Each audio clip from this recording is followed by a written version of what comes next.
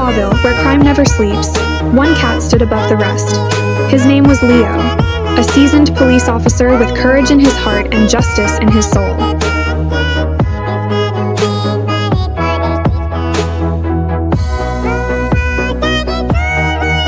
Leo wasn't just a cop, he was a hero, known for always getting the job done. One day, Leo was called in for the biggest case of his life. The chief, with a grave expression, handed him a file. It was about the city's most dangerous criminal, Monkey Mokloard. Everyone knew Mokloard's name. His reign of terror stretched far and wide, leaving a trail of fear in his wake.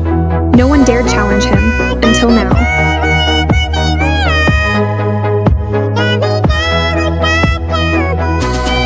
Mokloard wasn't just another criminal.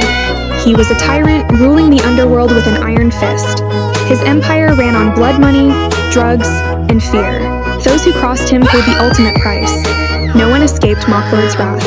His torture chambers were legendary, a place where the unlucky few spent their last moments in agony.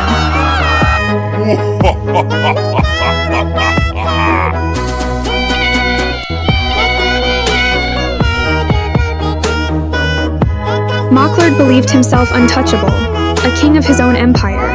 But Leo knew the truth, no one is untouchable forever. This time the hunter had become the hunted. Leo wasn't just a cop. At home he was a husband to his loving wife Lily and a father to his playful son Max.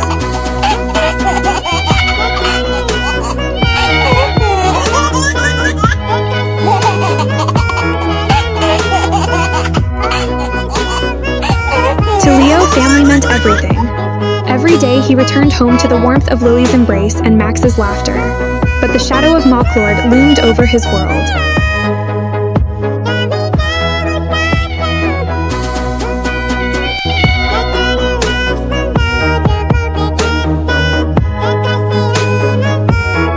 Determined to bring down Mokloard, Leo went undercover, disguising himself as a food server at one of Mokloard's infamous parties.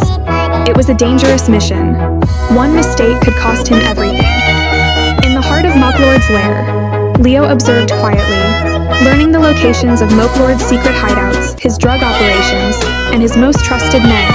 He planted bombs in the shadows, setting the stage for the police's greatest raid. It was a dangerous game, but Leo was ready.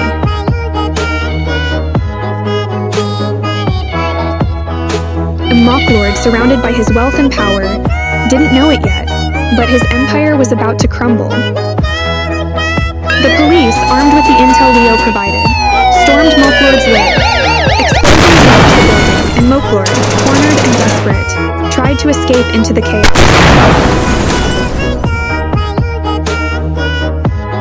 Nico, Mokloard's younger brother, saw his chance to escape. Amid the confusion, Mokloard thought he could slip away unnoticed.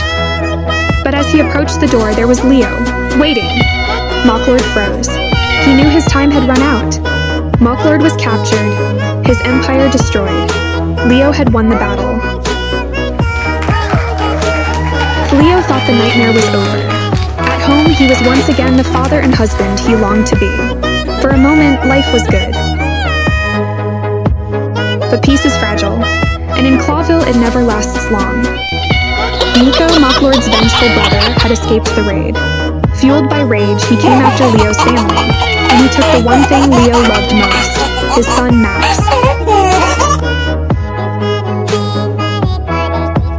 Nico kidnapped Max, demanding Leo help free Mokloard from prison, in exchange for his son's life.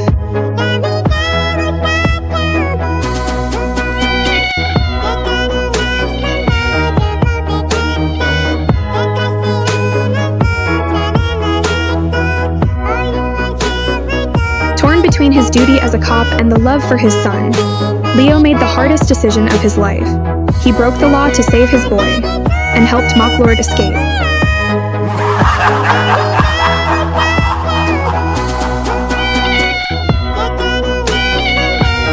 But Mokloard wasn't satisfied with just escaping. His vengeance was far from over. His thirst for revenge ran deeper, more personal. He knew where to strike Leo where it hurt the most, his family.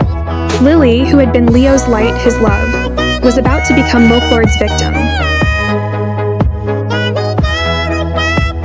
Mokloard, driven by rage and sadistic pleasure, violated her in a moment of twisted cruelty. He wanted to break Leo in the most horrific way possible. He slit her throat coldly without hesitation, and watched the life leave her eyes.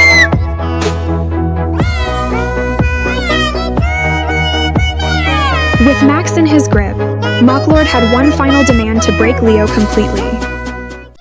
If you want your son alive, you'll return what belongs to me, my drugs. Leo was torn. His duty to the law, his oath as a police officer, all clashed with the love he had for his son. And now, with nothing left but grief, Leo turned to the one person he could still trust, his childhood friend Mia, a bomb expert. Together, they made a dangerous plan. They would give Mokloard what he wanted, his drugs, but it would come with a deadly twist. A truck loaded with explosives, disguised as a drug shipment. It was their final act of justice. Mokloard, thinking he had outwitted everyone, accepted the bait without hesitation. The truck was loaded with what he believed was his reclaimed fortune, the drugs that would rebuild his empire. But Mokloard wasn't done with his cruelty. The black car glided to a halt, and then, in a single cruel motion, Max's small fragile body was hurled onto the cold, unforgiving ground. Time seemed to stop. Leo's breath caught in his throat, his entire world crashing down around him. Max lay there still, fragile and broken, his small body barely moving. Leo's heart stopped. Everything around him faded into nothingness as he ran toward his son. Leo, holding Max tightly against his chest, rocking back and forth, tears streaming down his face. Desperation took Leo to the hospital, hoping, praying that there might be some way to save Max. The doctors did everything they could, but Leo had already lost the most precious thing in his life. The city had taken everything from him, his son, his wife, his family. With Max gone, there was only one thing left to do. Justice, no vengeance, was all that remained. With a heavy heart, Leo pressed the button. The explosion that followed wiped out Mokloard's empire in a blaze of fire and vengeance. The explosion ripped through the hideout, a fiery vengeance for all the lives Mokloard had destroyed. His empire, his gang, his legacy, all turned to ash.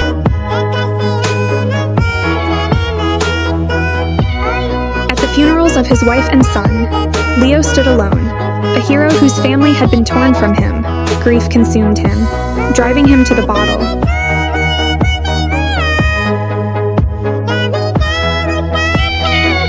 But in his darkest hour, Leo had a dream. Max came to him. "Dad, there are still bad guys out there. You can't give up."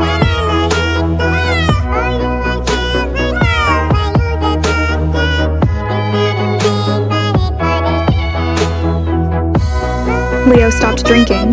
He put on his badge, but this time he wasn't just a cop.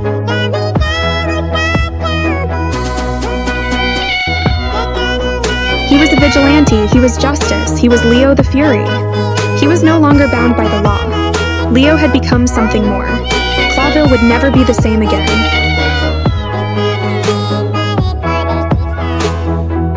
If you want to see more epic stories like this, hit that subscribe button, give us a thumbs up.